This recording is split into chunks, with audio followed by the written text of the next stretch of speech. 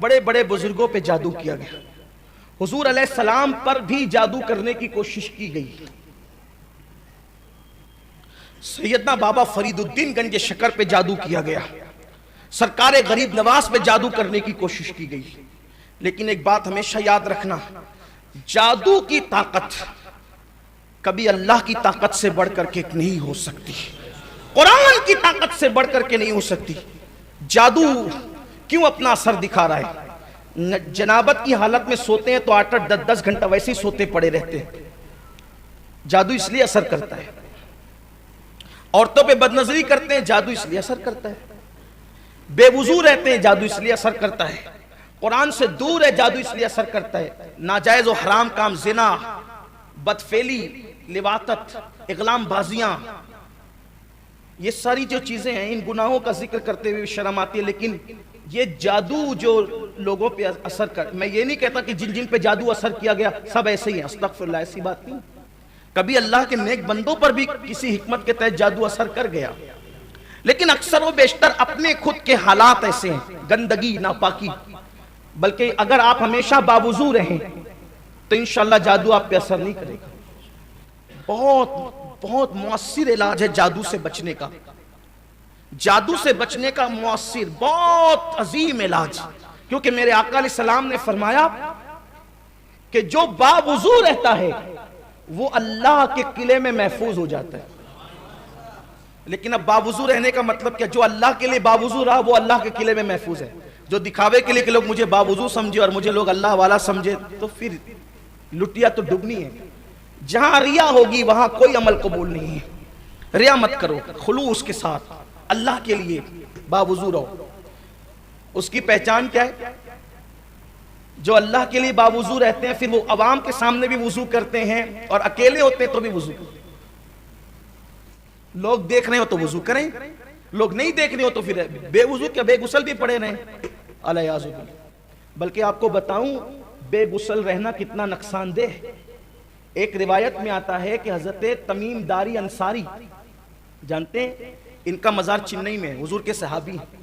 جن صحابہ کا مزار ہندوستان میں ان میں سے ایک حضرت تمیم داری انصاری بھی، اور حضور علیہ السلام نے ان کو اپنی انگوٹھی دی تھی، فرمایا کہ انشاءاللہ اس انگوٹھی کے ساتھ ہم قیامت میں ملیں گے.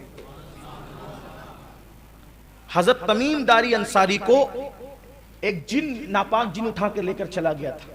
ان کو صحابی کو اٹھا کے لے گیا. وجہ اس دن یہ ہوا کہ وہ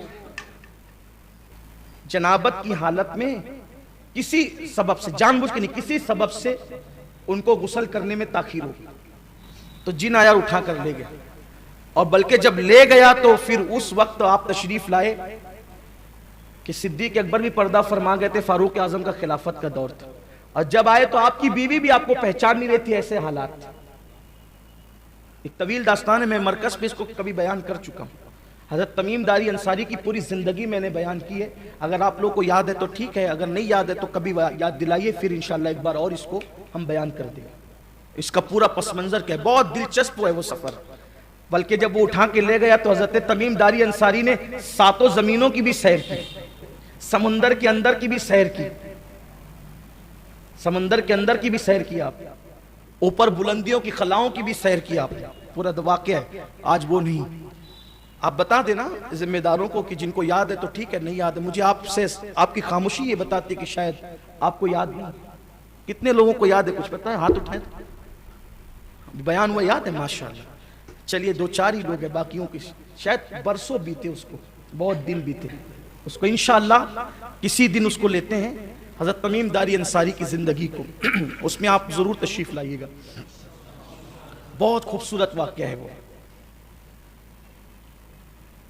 تو اسلام دشمن عناصر کی ہمیشہ سے کوشش یہ رہی ہے جادو کا سہارا لینا، اور انہوں نے ہمیشہ جادو کا سہارا لیا لوگوں کو کے دل جیتنے کے لیے. تو وہ جو نجران کا بادشاہ تھا زیدان کا، تو اس کے پاس بھی بڑے بڑے جادوگر تھے. جادو سے کبھی مت ڈرنا. ہمارے پاس جادو کے توڑ کے لیے اتنا زبردست علاج ہے.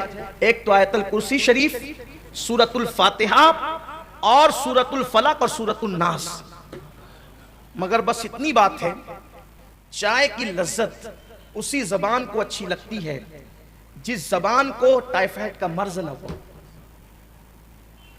اور قرآن تیر کی طرح اثر انداز ہوتا ہے ان زبانوں سے جو زبانیں غیبت سے بچتی ہے، جو زبانیں چگلی سے بچتی ہے، جو زبان گالی سے بچتی ہے، جو زبان حرام کھانے سے بچتی ہے۔ آپ کو کوئی ضروری نہیں ہے کہ مولانا صاحب پڑھیں گے تو ہی قرآن اثر کرے گا، قاری صاحب پڑھیں گے تو ہی قرآن اثر کرے گا، سید صاحب پڑھیں گے تو ہی قرآن اثر کرے گا۔ نہیں، قرآن سب کی کتاب ہے۔ وَنُنَزِّلُ مِنَ الْقُرْآنِ مَا هُوَ شِفَاءٌ وَرَحْمَةٌ لِّلْمُؤْمِنِينَ کہ قرآن مومنوں کے لیے شفا ہے، مومنوں کے لیے رحمت ہے۔ قرآن میں اللہ نے شفا رکھا ہے، رحمت ہے، یہ بس کوئی مومن بن جائے۔ اور مومن کون ہے؟ دیکھو آگئی بات، کس کے لیے قرآن رحمت ہے؟ وَرَحْمَةٌ لِّلْمُؤْمِنِينَ، قرآن مومنوں کے لیے رحمت ہے۔ مومن کون ہے؟ اللہ کے رسول علیہ السلام فرماتے ہیں جس کی زبان سے اور جس کے ہاتھ سے دوسرے لوگ محفوظ رہے وہ ہے مسلم۔ جس کی زبان سے اور جس کے ہاتھ سے اور لوگ محفوظ رہے وہ کون ہے؟ اس سے بڑا مرتبہ ہے مومن۔ مومن کون ہے؟ جو اپنے ہاتھ اور زبان سے کسی کو تکلیف نہ پہنچائے وہ کون ہے؟ مسلم۔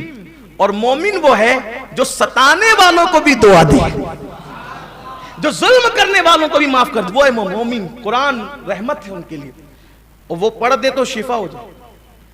ایک شخص کو کسی کو بچھو نے کاٹ لیا تھا، صحابہ کرام جا رہے تھے، کہا بچھو نے کاٹ لیا، انہوں نے سورہ فاتحہ پڑھ کے دم کر دیا، شفا ہو گئی۔ سورہ فاتحہ سے بڑی کوئی سورت ہے؟ سورۃ الشفا ہے، سورۃ الدعا ہے، سب مسانی ہے، ام الکتاب ہے، فاتحۃ الکتاب ہے، کتنے نام ہے اس کے،